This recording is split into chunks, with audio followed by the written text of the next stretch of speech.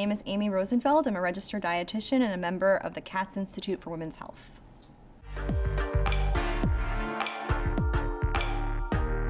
Food is medicine and is the foundation of our health. It is one of the best things that we can do as women to empower a healthy lifestyle, to improve our health status, and it is the foundation of all things health related. The connection is extremely strong between the foods we eat and how we manage our health, either preventatively or conditions that we currently have.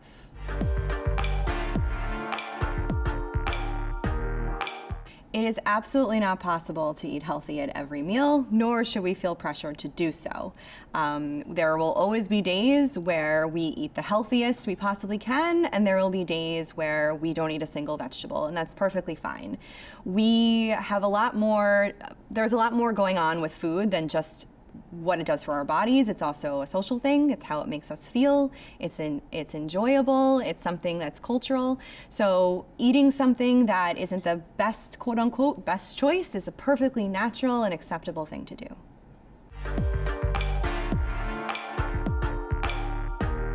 So I would argue these days that food in general is really expensive, and making the best food choices for our health can be challenging no matter what your budget is. But it's definitely possible to eat healthily on a budget no matter what your budget is, to choose plant-based options as much as we possibly can, such as legumes are very affordable, whole grains, eating low-sodium canned options, frozen food aisle can be very affordable, eating seasonally, eating in bulk. All of these things can help create a very affordable, healthy meal plan. Shopping with coupons can all be a way to help us really stretch a buck these days.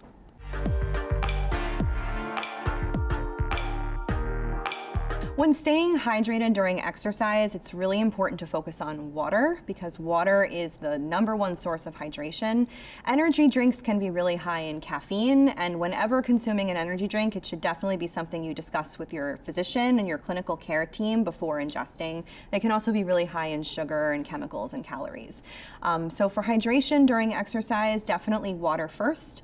If you are an elite athlete or someone who's exercising for more than 2 hours, that's where sports drinks might come into play. But again, it's something that's very specialized, needed for carbohydrate intake, for hydration intake.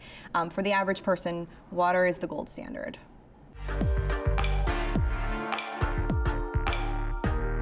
So when we go to the grocery store, I always say we don't plan to fail, but we fail to plan sometimes. And it's really important to first always take inventory of what you have. As we know, food is very expensive, so we don't want to waste anything. So taking inventory of what you have before you go, as well as seeing what you have in the pantry ahead of time, and making a list as best you can, whether it's on your phone or a piece of paper, so that you know exactly what you want to make for the week and plan to do that. When you go to the grocery store, you want to have your list in hand. You want to think about the freshest food as possible, looking for things that look good in the store. We eat and cook with our eyes, so choosing foods that look good and what recipes are in your repertoire or have you prepared that you want to do that. How can you buy ingredients that can be used multiple times to make your life a little bit easier? Utilizing the frozen aisle, the canned aisle, and buying things with ingredients that you can understand. Those are the simplest and easiest ways to grocery shop.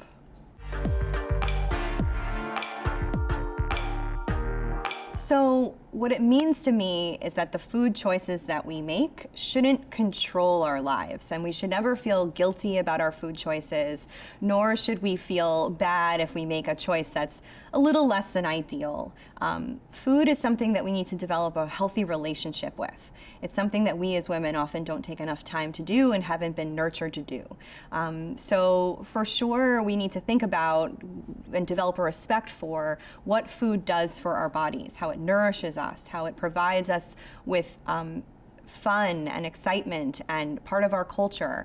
And it's something that we need to develop a relationship with that is respectful and understanding what it's providing for us from a health perspective, but also for our souls. So we should never feel guilty about our food choices. We should never have any negative feeling towards our choices and not let them rule our lives. That's how I interpret that question.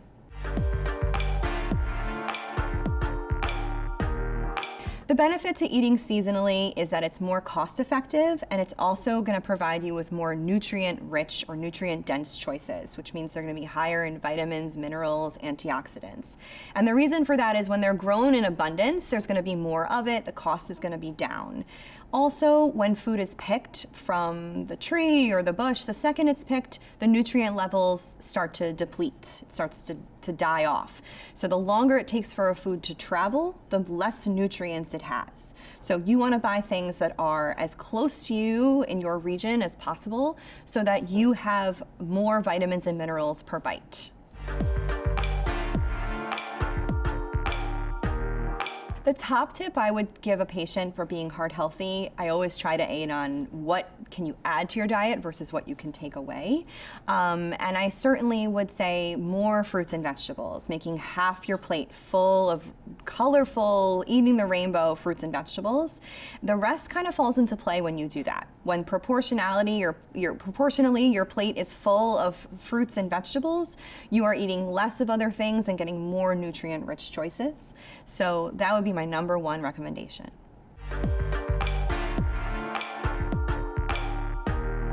When you speak about alcohol, the American Heart Association's recommendation for women is no more than 1 drink per day, as opposed to men, which is no more than 2 drinks per day.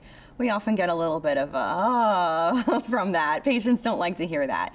And the reason for that is because normally, generally speaking, women's bodies are different than men. We have a higher fat percentage, we have a lower water concentration, and we metabolize alcohol differently. And it takes longer for our bodies to metabolize the same amount of alcohol as it does for men. Therefore, it's in our bodies longer and affecting our organs and all of our body tissues for a longer period of time. And so it's recommended to drink less so that you have less effects of alcohol on your body. By 1 drink, I should clarify, it's 1 4-ounce glass of wine, 1.5 ounces of hard liquor, or 12 ounces of beer. And it is beneficial, the American Heart Association says, from a heart perspective, to have a drink per day for cardiovascular benefits. But when you exceed that limit, there definitely are studies that show that it is adverse to cardiovascular risk.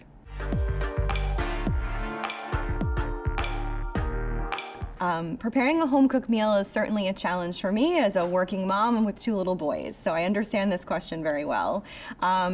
Tips to make things easier, I would say, firstly, to think about what types of recipes can you make with ingredients on hand, such as using the frozen aisle. Stir fries, for example, are a great, really quick meal. What can you do ahead of time? How could you make a meal ahead so that you have something ready for the week or even 2? How could you cook in bulk and freeze some extra meals or extra quantities of your meals so that you have that ready to go on a busy weeknight? As much prep as you can when you get home from the grocery store on the weekends, such as chopping up the vegetables, washing, preparing everything, and any step you can take, such as cooking rice ahead of time so you don't have to wait the extra half an hour to 40 minutes for that will make a big difference. I'm also a really big fan of the slow cooker because I can throw everything in before a busy day of work, come home, and I know I'm going to be able to feed 2 really hungry little boys. So that's a great tip to use.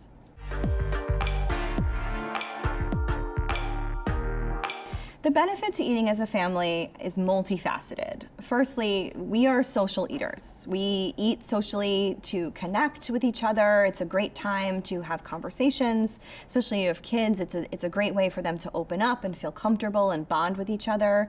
It's also a great way to model good behaviors for your children, to show them that you too, especially I recommend everybody eating the same thing as best as we can, to show them what you as a mom or as a parent are eating and how important it is. There's a lot of benefit for avoiding distraction when you're eating, such as avoiding technology, screens, even your phone or books. And when we engage socially and have conversation while we eat, we naturally listen to our bodies, what's called our satiety cues, if we're full, if we're still hungry, if we need more of something else, and allows us to eat intuitively, which is something I recommend as a practice.